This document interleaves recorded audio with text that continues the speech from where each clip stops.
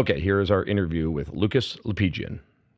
So tell us real quick the background of this bar and grill. It's the oldest in the city of Burbank, right? Yes, established 1937. Yeah, and it still kind of 39, maintains. Does it? And 1939. it seems to kind of maintain the original look, right? There have been many owners. I don't believe that that it's been Tinhorn the whole time, and it's been Tinhorn since like the 60s or 70s. But the establishment and everything has been there. Uh-huh. And also well known in the film industry. What stunt guys used to Yep, hang out there, et cetera. yep. Super popular spot to film. I mean, just a couple years ago, Captain Marvel was filmed there. Oh, cool. And it's got kind of a Western theme, which is near and dear to my heart because recently I kind of took up country music, and I keep telling people that LA needs more kind of just regular down home Western kind of bars because they're few and far between in LA.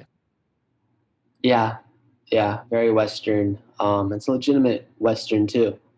Yeah. And so your dad bought it 19 years ago. He had never been in the bar business before, right? Yes, he bought it about 19 years ago. It's been in the family then. You said a Bears bar? I said that he had never owned one before, a bar, right? No, that was his first. That was his first restaurant that he invested in. Yeah, And now he's turned it over to you, his 20-year-old son. correct. As well as my 25-year-old sister. Gotcha. And he's living in Thailand now. Correct. About in the year 2019, August, right after my birthday, when I went off to college, and my sister started her new job at Carl Strauss in downtown LA, and she lives out here now.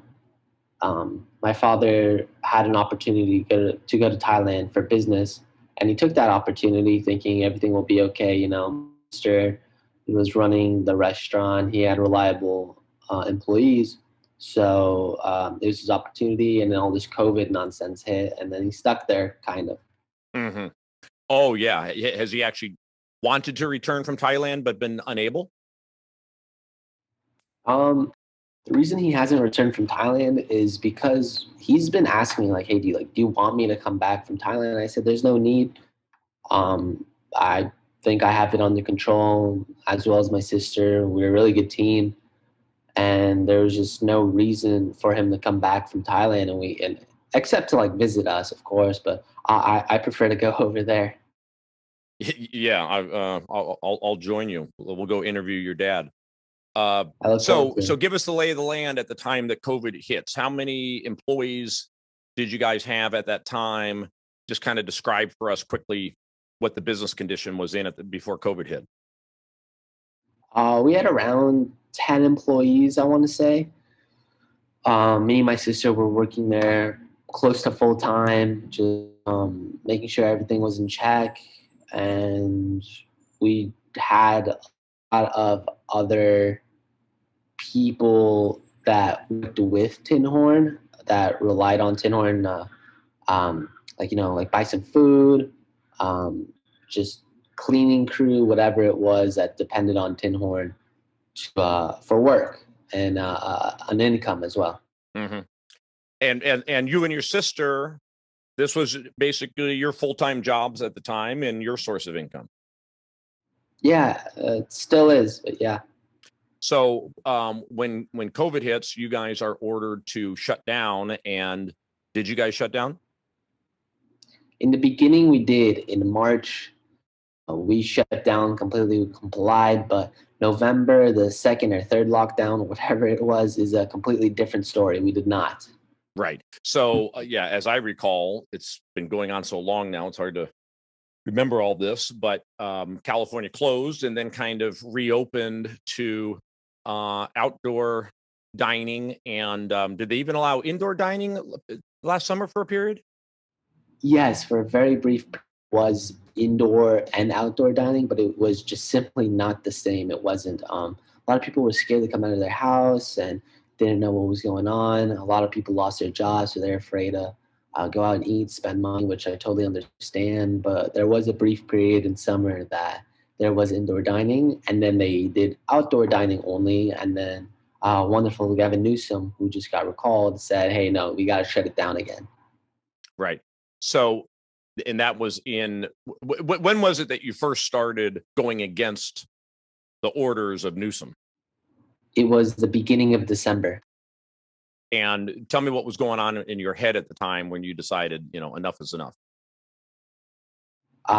When we heard that we had to shut down again, we just said, "Hey, we can't survive another shutdown." So, we just risked it. We did. We had nothing to lose, so we continued to stay open.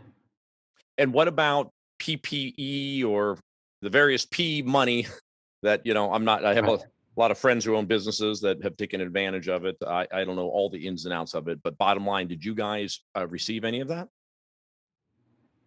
We did get PPP loans. I want to say we got 40 grand, 50 grand max. In a full year, though, that's the issue.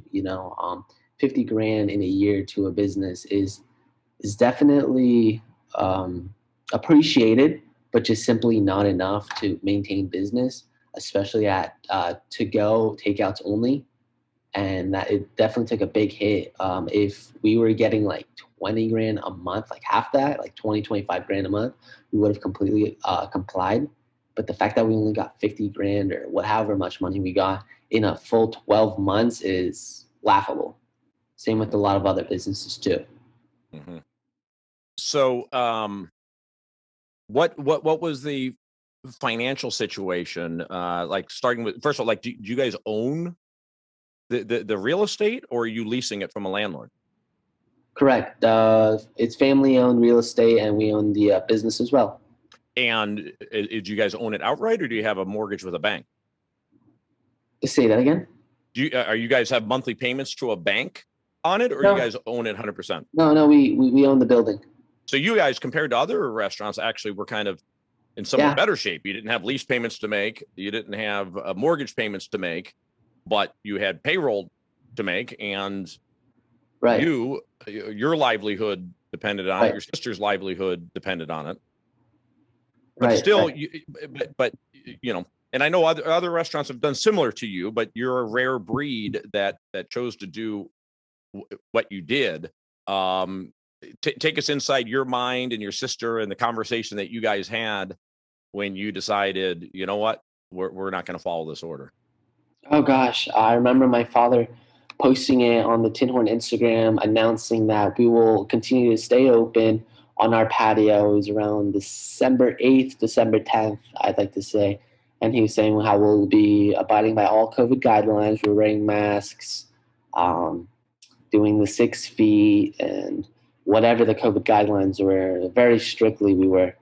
And we were not doing indoor dining whatsoever. We continued just to do outdoor dining on our wonderful 50-person patio, I believe it is, and it was awesome for the most part. Me and my sister that were running it inside were definitely nervous as to what the outcomes were going to be due to us going against the stay-at-home order and these man. But we still did it. Yeah, and to be clear, again, at that time, California was not even allowing people to sit outside and eat. Right. In fact, I Right. remember when that order came down, because that very weekend I had a dinner party at my house, because every weekend we typically go out to dinner with friends, and you couldn't even sit outside anywhere for dinner. So instead we said, well, everybody come to my house. So instead Yeah. of us dining outside as we had been at a restaurant, instead we were dining inside in my dining room, 6 or 8 people around a dining table. Right? What sense does this make? Right, right, and that's kind of the I want to say irony is that people are allowed to go, not allowed, but people are going to each other's homes for dinner parties and gatherings with almost like I want to say no COVID restrictions. Whereas if you come to a restaurant, there are COVID restrictions. We are putting 6 feet between people. We are at the time we were like asking people to wear their masks and all that COVID guideline um, rules. But the fact that people were not able to go to restaurants, so they'd go to each other's homes, and including Super Bowl parties was almost a Yeah. loophole. Including Hunter Biden, I remember famously went to a Super Bowl party in close to where I live, actually. Yeah, Um, exactly.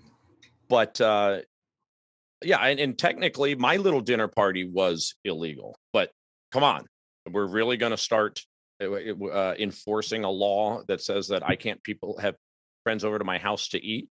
And I remember some of the ridiculous rules that they had that, if you did have people over, you must be outside, you must be wearing a mask in between bites, you must be Right. social distanced.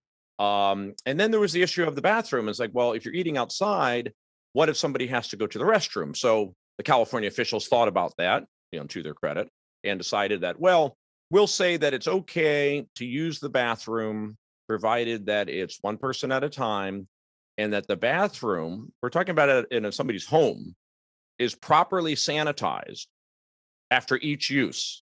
So the homeowner must be trained, I guess, in proper sanitation of a bathroom, and must, after each guest uses the restroom, excuse themselves from their outside dinner and go sanitize the bathroom. That's how nuts things were in California at that time. At the time that you guys decided, enough is enough. So when you guys violated the order, we're not talking about indoor dining. You guys are only doing outdoor. Only doing outdoor. We were very skeptical about it, and so we just kept to the outdoor. I mean, we did have a pretty massive patio. We had about a 50% patio, absolutely slammed, and we were filling up the patio, and we had lines out the door. Our lines, we did not put anyone inside, to um, just to abide by the COVID guidelines and Mhm, play it safe. Almost mhm. on what I'd like to say. But the lines out the door, no doubt, attracted attention. So Oh, what it did. happens? What happened? What happened next? It did. The health department was constantly coming in, citing us for not closing down, not complying with the mandates and the stay-at-home orders, and um, a lot of the city council members, when they would listen to phone calls and hearings about us, people would be complaining inside and how unsafe it is and this and that. But that's completely out of our control. um, I'm not going to go outside and tell these people to stand further away from each other. It's their choice to stand in that line to however close they are to one another. That's completely outside of Tinhorn, outside of my reach to tell other people not to come in or to come in the Tinhorn. We're pro Tinhorn. If you want to do something that's totally normal, you go ahead and do it. If you want to sit next to someone at our outside bar, you do it. It's their choice. People know they're less than 1% risk of possibly getting the virus and whatever it is, but we just wanted to let people live their lives, come on in, have a burger and some beer, and enjoy themselves while me, employees, as well as my sister, continue our livelihood and make some dough. Yeah. Yeah, it's, as you said, it's called personal choice. It's called individual freedom. Right. Certainly, the government put out plenty of information regarding the risks of COVID. Good job, government, to warn us and let us know of the risks. They let us know that if you're elderly, you're at high risk. If you've got certain pre-existing conditions, you're at high risk. If you're under 25, you're at virtually zero risk. If Yeah. you're under 60, you're at virtually, at very in healthy, you're at very low risk. So allowing people to make their own decision about their own bodies and their own life as far as Yep. what risk to take, just as we choose to get in a car and put our lives on the line every time we get in a car, your position was people should be able to make that own decision about having a burger and a beer. Right. Right. And it's my 50-person patio that's totally out of line and we're known as the grandma killers and a public nuisance and just absolutely outrageous. But that 200-person um, airplane ride you get on is totally okay because COVID doesn't attack you when you're on an airplane. and they only attack you when you're at a small business dining outside, especially if you're watching TV. If you're watching TV, oh, you're going to get it all right if you're watching TV. That's why they had to turn off the TVs. Yeah, the rays coming from the television somehow enhance the Exactly. activity of the COVID virus. Yeah, I think that's why you're going to ultimately be on good legal grounds here. I assume basically your position was this was an illegal order because it had no rational Totally. basis. They were Totally. limiting individual freedom, which is a constitutional right, without a rational basis to do it, without a sufficient scientific basis to do it, because the Not at studies all. still are unclear. And it wasn't rational because, as you rightly point out, you're allowing this 200 people on an airplane, X number of people in a Target store, etc. But outdoor dining on your patio, that was not deemed by them to be a sufficiently valued human activity Right. by Newsom and his people. They didn't value that activity, so But we you're were out. considered a non-essential business, and I absolutely hate that term, being called a non-essential business. Like, who the hell are they to tell me and my family that our business is not essential? Because in the end of the day, my family thinks our paycheck is essential. The employees at Tinhorn think that their job is essential, and their families think their job is essential. We're strong believers. Obviously, we think, and so do a lot of other people, think that every single business is essential if legitimate. If you're paying your taxes, you're paying your employees, you're following the guidelines, you are an essential business despite what you are, including strip clubs, including factories, and even these big corporations or small businesses like shoe shops. Whatever you are an essential if you are legitimate. Yeah, yeah. Who is government to dictate what is essential and what is not, especially if you are putting in safety guidelines. So people are individually choosing to take the risk. You guys are putting in place guidelines to make it even safer for them, and yet the government's still going to say it's illegal. Let me ask you, as far as your guys' background work, where's your dad from? Was He he was born in? born in Germany. My mother was born in Armenia, but we're an Armenian heritage. Mm-hmm. And you were born in the States. I was born here. I was born in Los Angeles. I was actually born in Burbank at St. Joseph's Hospital. Gotcha. But two immigrant parents, basically. Yes, both my parents are immigrant. So, this grandma killer stuff. I'm curious, who were the people that were out there vocally speaking out against you guys in Burbank? It was the left. It was the Democrats and liberals thought that believe in all these lies and these media lies, and how CNN reporting that there's over 500,000 deaths, and it's those people that believe in that.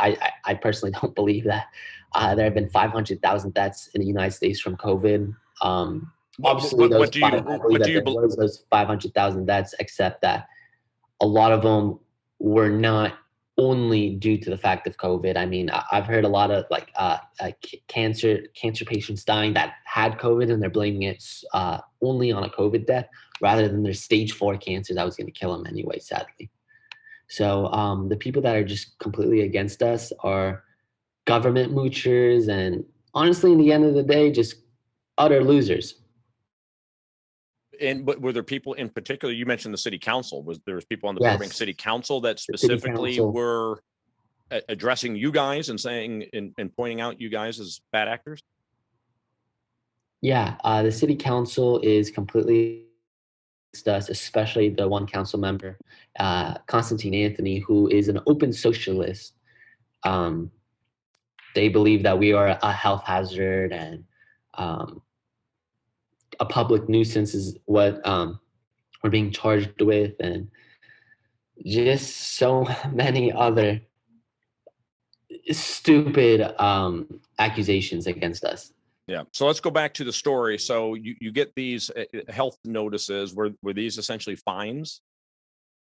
Yes, we have been fined close to, I want to say, about $50,000. Wow. $50,000 in fines, yet you continue to operate. Yes. and Yes. then ultimately they tried to physically shut you down. Yes. Well, the $50,000 in fine, we didn't pay any of it, and then it really started heating up when they started boarding up the wall, the doors. They cut off our electricity, padlocking the doors. But that was no problem for me because I just got some tools and just cut them right off. I mean, it did take me a while. It was a total pain to do it, but I just did what I had to do to operate business and make a living. Did you? Who put the padlocks on the door? Was it the police? The city of Burbank, they hire. I know fire department did it as well as some private contractor. Hired by the city of Burbank, so not the police.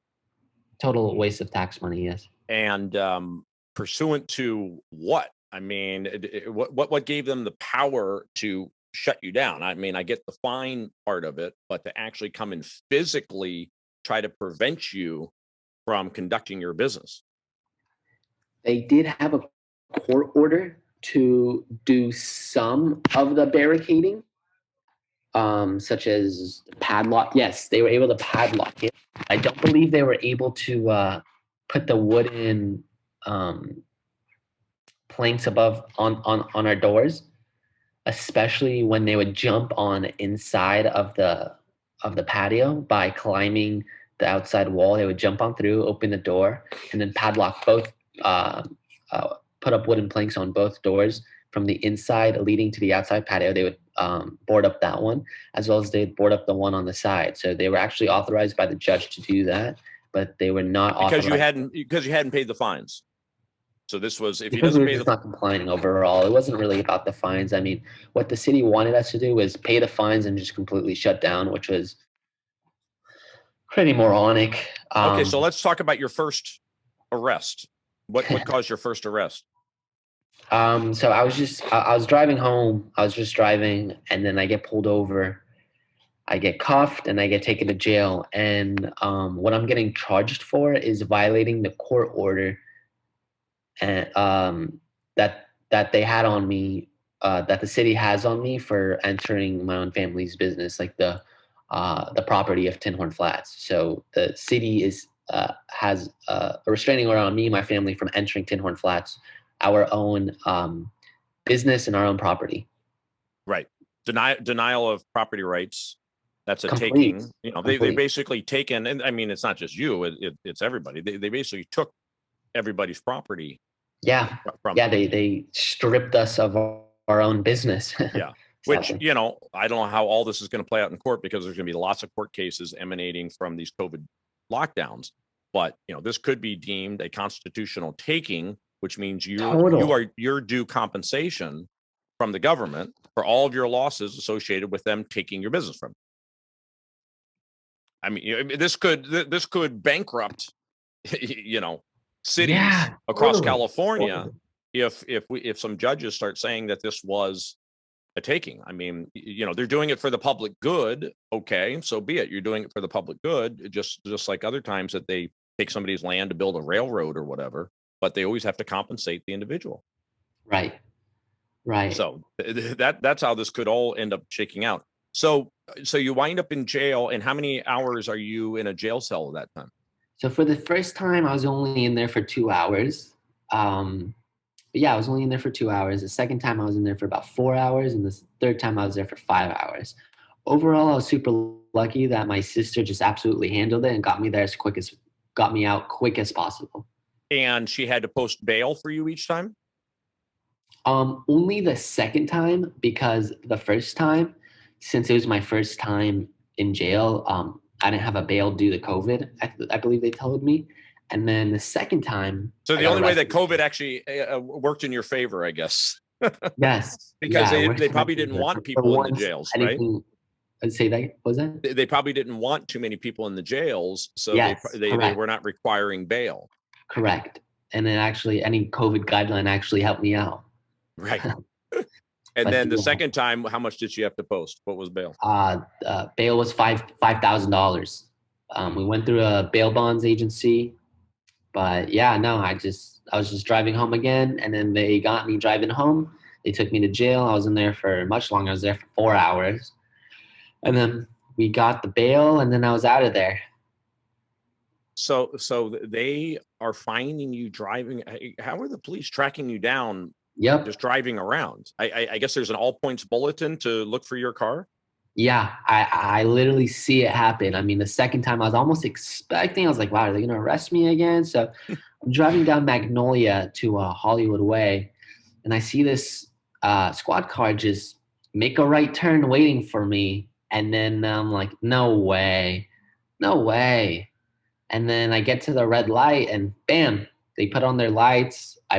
As soon as they as soon as they put up their lights, I use Siri very discreetly, and I said, FaceTime Talia, and so FaceTime's my sister. I'll never forget this. She says, Lucas, give me 2 minutes, and I'm just yelling into the phone, I'm getting arrested. I'm getting arrested again. She's like, okay, and then I hang up the phone. I pull over. The officer's like, um, do you know why I'm stopping you? I'm like, you're probably gonna arrest me. And he's like, why would I do that? And I give him my ID. He's like, I need you to step out of the vehicle. And I was like, all right, here we go. Let me ask you. I mean, something inside tells me that I would think the police would kind of be on your side. I mean, did you get a sense? I thought so too, but asking them why they're doing this, and I always tell them like this is ridiculous and this and that, super respectively though. They just tell me how it's out of their control. They're just doing their job, and they love telling me this is a joke that law enforcement loves telling people when they ask them questions is it's out of my pay grade. I can't Above my pay grade. It's out of my pay grade. Yeah. So you had so 3 different times they had tried to essentially barricade your establishment through one form or another, and each time you broke through it essentially. Correct. I broke through onto my own property. So then eventually California does start loosening up a couple months ago, and they allow first outdoor dining again. hmm Then they allow 25% inside. Then they allow 50% inside.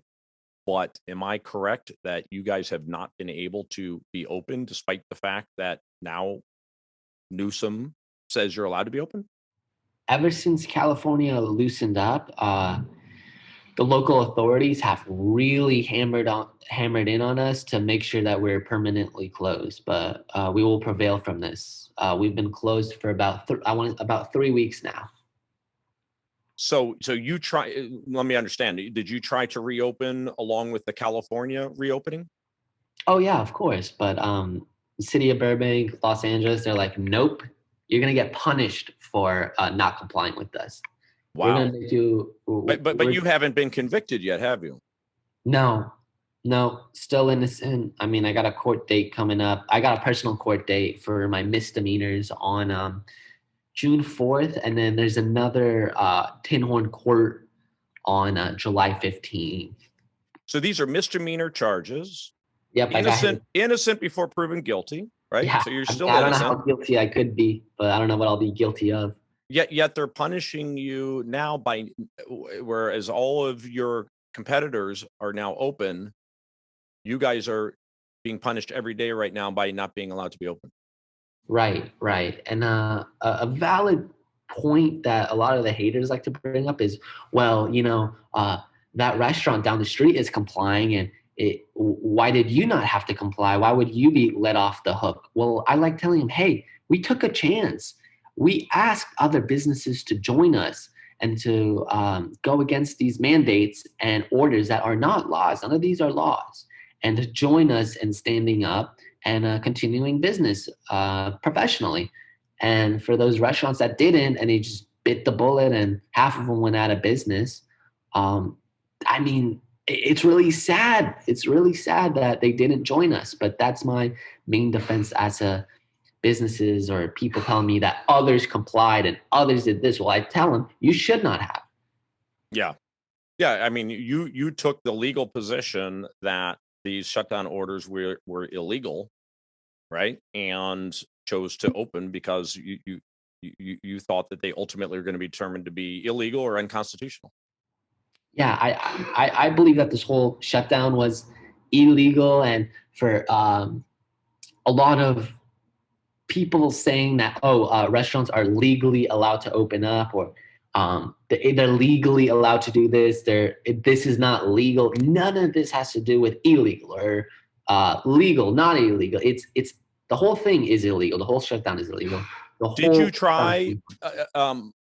Did you make efforts to either sue over it or join in any other lawsuits that were trying to hold the Newsom standards to be illegal? Yeah, we're in a lawsuit right now with the city of Burbank and even Los Angeles County at the moment. Is that on your own, or are you part of a group? Oh no, it's on our own. It's on our own. And Mark Garagos, whoops, lost my video. There you go.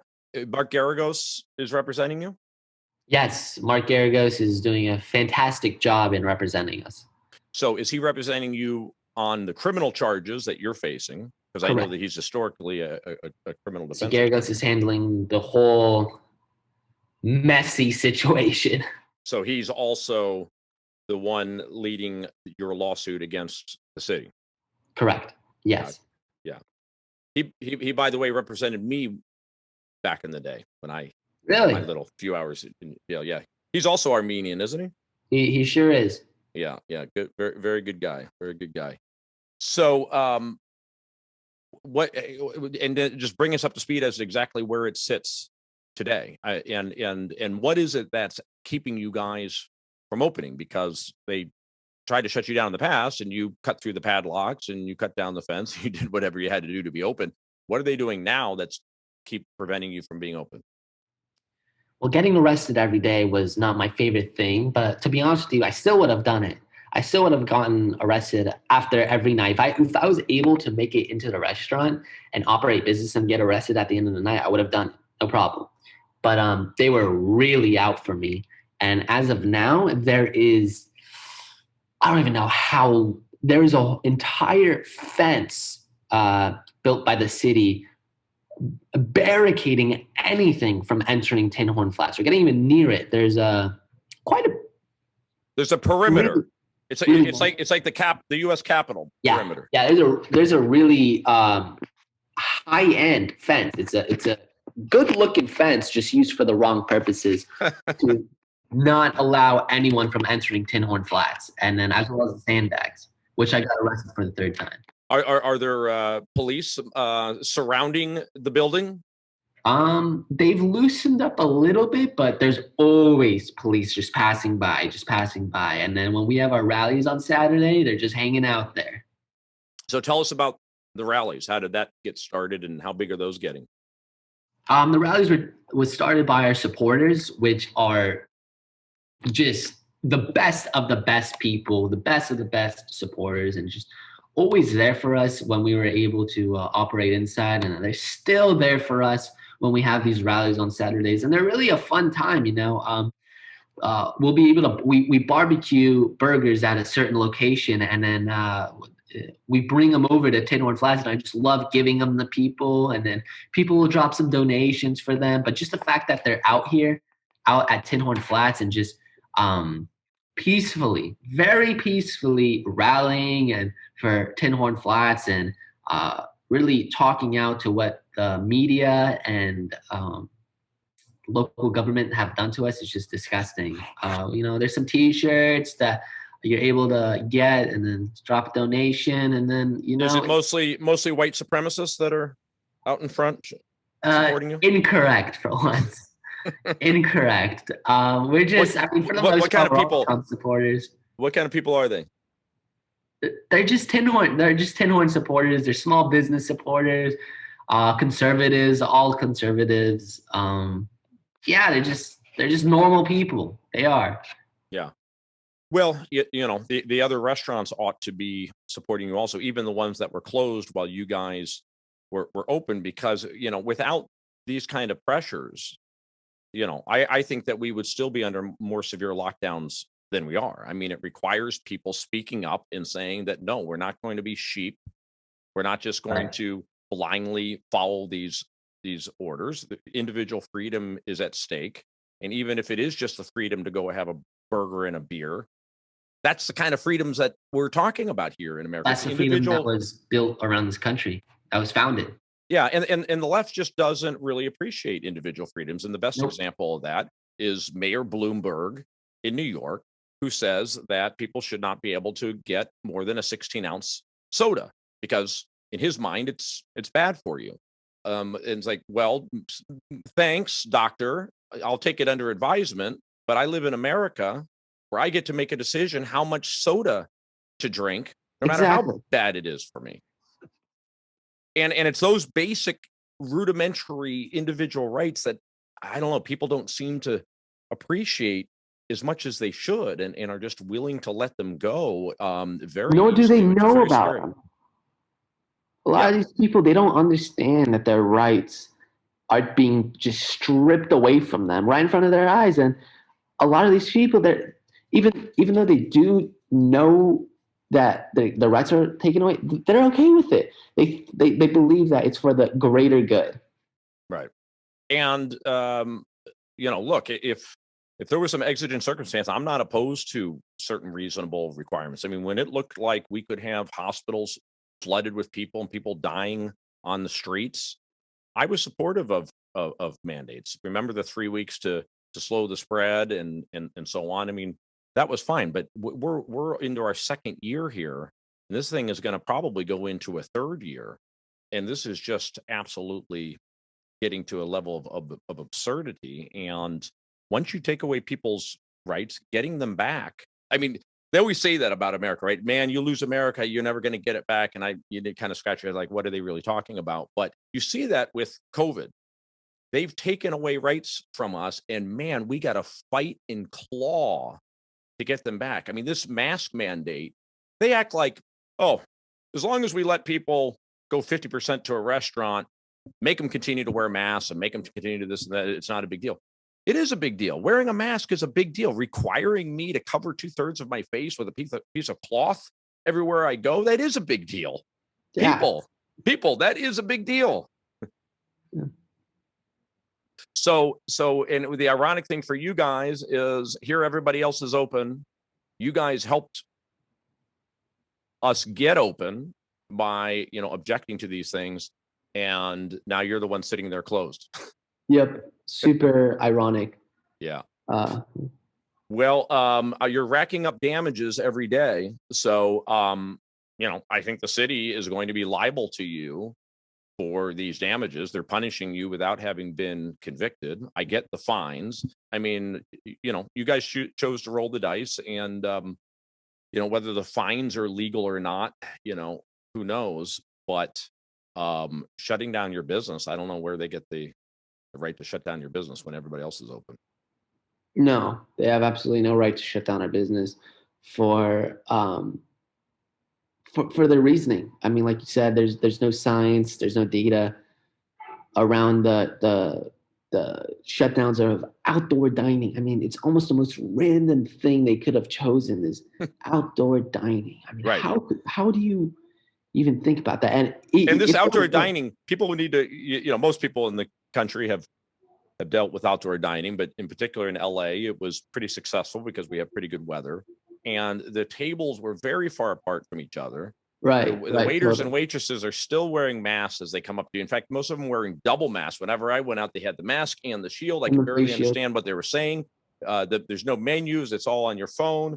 I mean, all these precautions that were Yeah. put in place.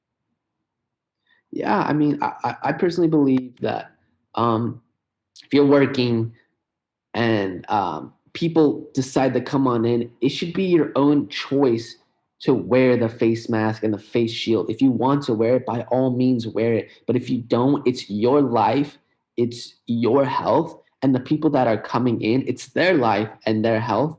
And the way you decide to protect your own life is an individual choice. Yeah.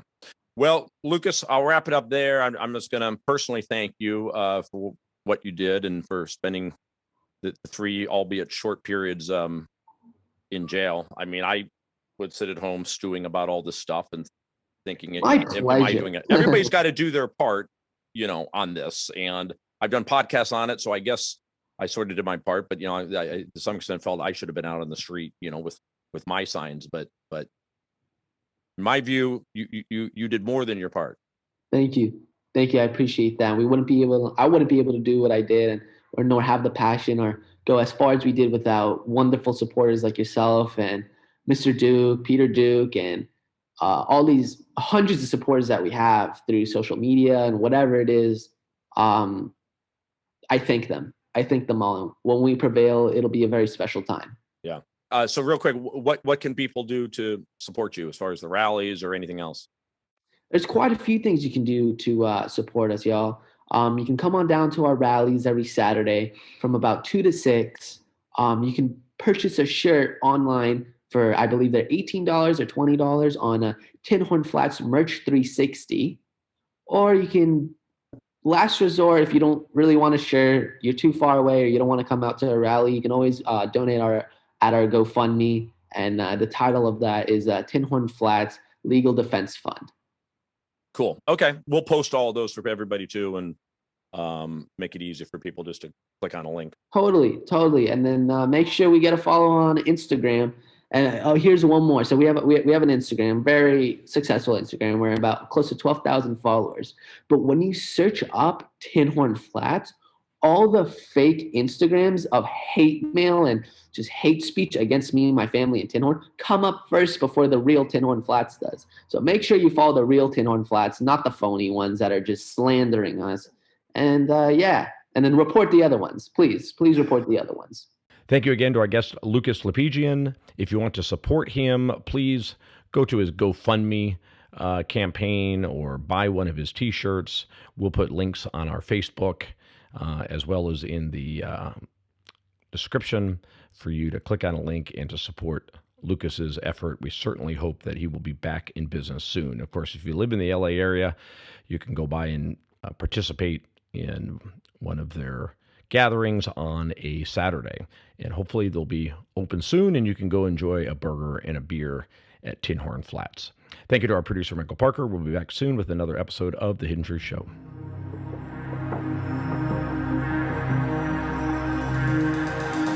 Thank you for listening to The Hidden Truth Show with Jim Breslow. You can find us at hiddentruthshow.com.